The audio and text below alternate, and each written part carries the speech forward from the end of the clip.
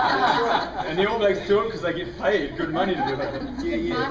And we grew up on it. That's right, and a lot of the time what our habits have been created from what's been put through the media, you know, what that famous sports person says they eat. Is it Terenzo Bozzone? Is that his name, the triathlete? He's in good shape, eh? So this is second worst, so you get a couple of good spoonfuls of sugar, can't really see it that well, but oh there he is, he's right on there. Yeah. So eat that, give that to your kids. But pretty much the king, well, most of you have porridge anyway, no sugar and really dense nutrients. So you can have a serve about half the size of any of those. Get yourself a nice slow burning carbohydrate, so that's the unsugary kind, that's going to keep you full until mid-morning when you have your healthy snack. Go ahead, Rob. Is there a special reason that Steve puts cinnamon on this? Is it cinnamon that you put on it? Yes, I use cinnamon. Thank you, Rob. Is that just because it tastes nice, or is there an added effect? There's supposed to be some good qualities of cinnamon, but I don't do it for that. I do it for the taste. Okay. But yeah, it's not going to do me any damage. Yeah, it's just a spice. Isn't it? Cinnamon's a spice. Yeah. It's good for fat burning. That's what they say. I just like the taste. It makes my porridge with water a little less bland.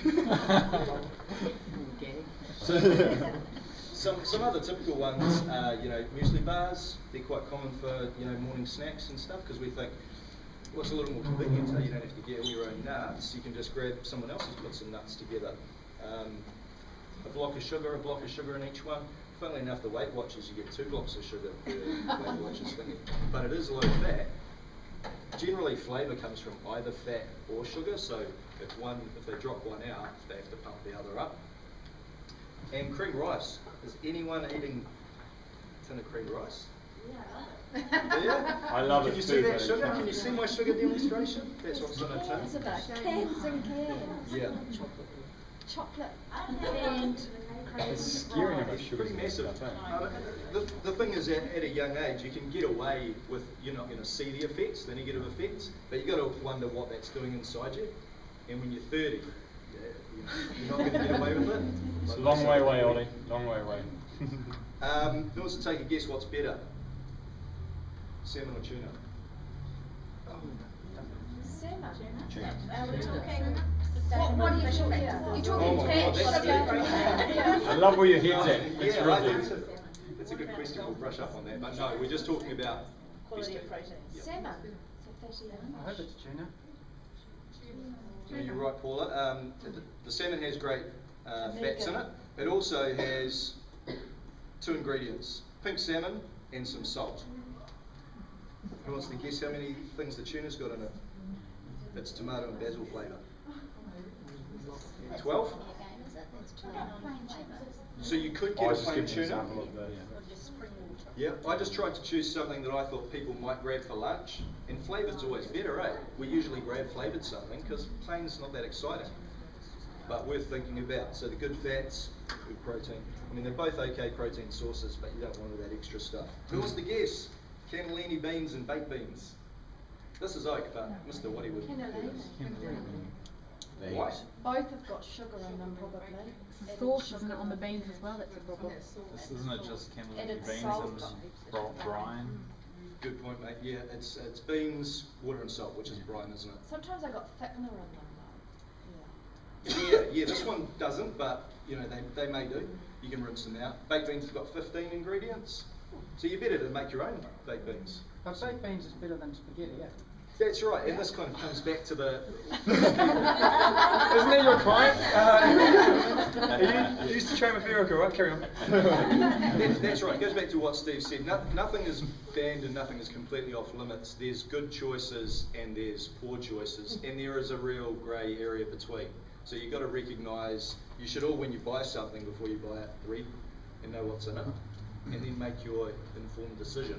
And recognise that if you want to have baked beans, okay, I'm going to have that on toast in the weekend, and that's going to be 2 diversions for my toast and for my beans. And we're going to talk more about diversions, right? So it's not to say you're never going to get to eat it again, but I would just make my own beans and no diversions. Cool. All right, that's Cool. pretty much it. To sum up fake food, guys, like imagine we didn't have any of the technology we have and we had to start from scratch. I threw you all on a deserted island and all there was the fish, whatever animals were on the land, whatever fruit you could get hold of, whatever veggies you get hold of. How much of that fake stuff would you be able to get your hands on? Absolutely none of it, right?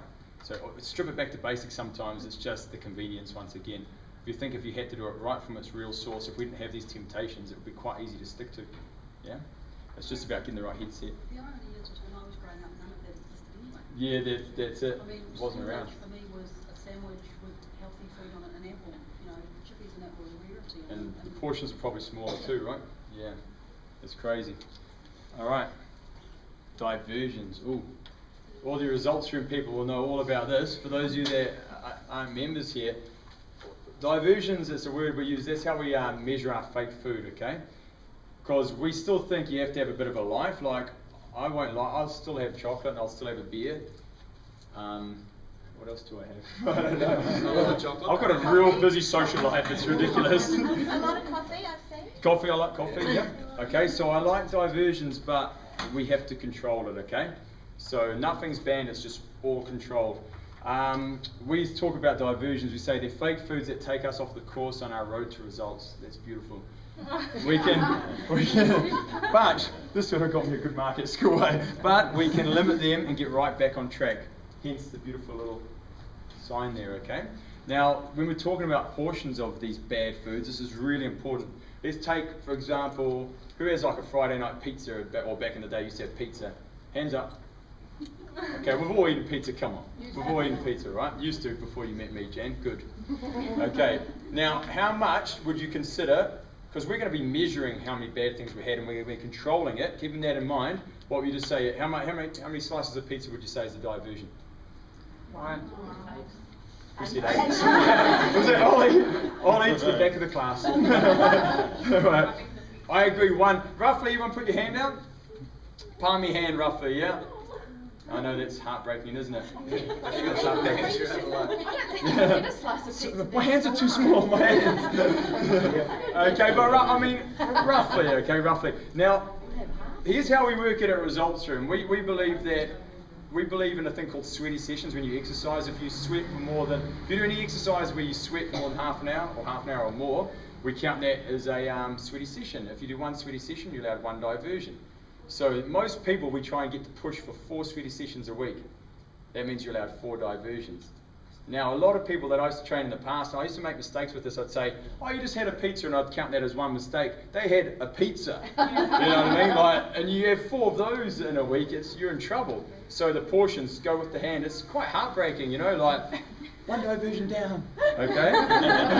We're going to discuss that a little bit more in a minute. All right, common diversions. The category on the left is the ones that we all know. Who can argue that, right? Come on.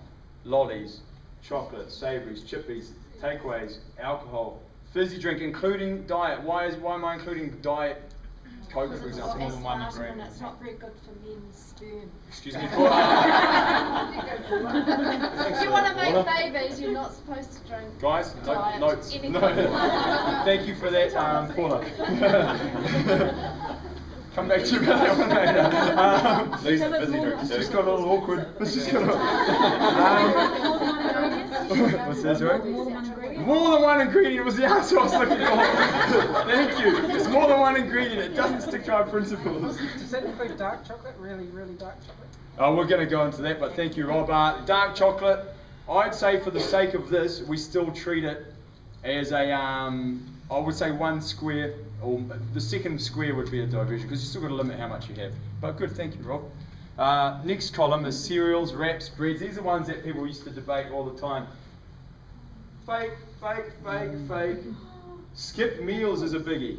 So, if we ask you to do in your diaries, or you'll see the one in front of you soon, if we ask you to do 5 meals a day and you have breakfast, skip the snack, skip lunch, have a snack, you've got 2 diversions for skipping, snack and lunch.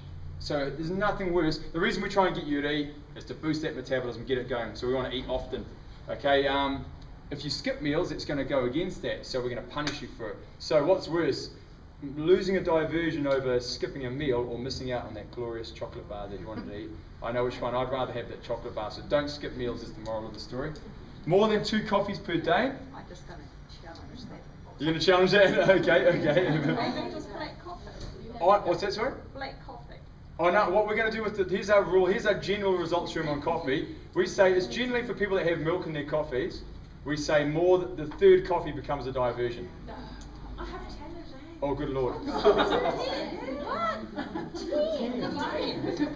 That got a good impact, thanks for that, that was good. What else, well, guys, caffeine, you know, I mean, how much is too much? It's a big debate that's out there, you know what I mean? Like, I just think 2 just rounds everything up nicely. The third, diversion. Yeah. 2, 3. And also, you know, a bad thing that coffee can sometimes do, it can get in the way of your other good foods. Like, how many of you are supposed, instead of having your nuts and your piece of fruit, have sat there and just had a coffee? I did that in the past quite a lot. The coffee replaced the meal, so it's not so much, it's not necessarily just the coffee having, it's the nutrients it's replacing. So that's a big thing to watch out for too. So that's what I'd argue, it creates bad habits, having lots and lots of coffee, okay? However, herbal teas, you could argue black coffee, okay, that you could have a few more. But I'd stay, especially the milky ones, I'd keep it down to What about tea? You like tea? herbal teas, or you can have often, but I'd keep tea to the same sort of restrictions. But you probably get away with another tea than you could a milky. Do you have milk in your tea? Sugar? No. Oh, that was a test. Hesitation.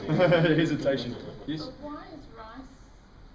Good question. I've got to break down. I should have actually broken rice down a bit more. Not all rice is created equal. Same with breads and same with pastas. Some rices are better. If you're going to have, so who knows what the best sort of rices are as far as Basmati. Basmati? Why? Red, long Basmati's a slow release energy, which same with brown rice, it takes harder to break down, and wild rice, yep, harder to break down, yeah. However, I think we were really meaning like the white rices, you know, the ones that go straight through your system, and we'll talk about that, the science of that in a minute. The other problem I have with the rice, it's just mainly the portion thing. Okay, so we're going to cover that later on, but that is a biggie. Yes, Rob. My partner's Chinese, and I told her to stop eating so much white rice. And You still together? She said that Chinese people were generally slimmer than Westerners. Yeah. Yeah, but how much? Yeah, but That's it is. genetics. Well, there is. How you go? You open up a huge thing here. There's different. Have you heard of the? I can't remember some metabolic type diet and all this stuff, and they talk about if you were brought up on a certain type of food versus another. But I think the moral of the story is, I've been to Asia quite a bit, and their portions are way smaller than ours. Just like I've been to France, and they're eating chocolate for breakfast. No offense, Erica, not you, but a lot of people eat chocolate for breakfast and stuff, but they're eating tiny amounts. And everyone goes, they can eat whatever they want. I'm like, that didn't fill me up at all. I was starving after it. Yeah, so let's keep that in mind as well, guys. And if you've been to China recently, they are not all slim. They are not, okay, trust me, all right, it's changing. Times are changing. Portions are getting bigger, our influences come in. Yeah. Okay. So, I guess you all kind of need to know a little bit about the science behind why these fake foods that were on this page are making us fat. This is in particular, you know, referring to the cereals, the wraps, the breads, the pastas. Because we don't know how they turn into sugar, it kind of messes with us a little bit.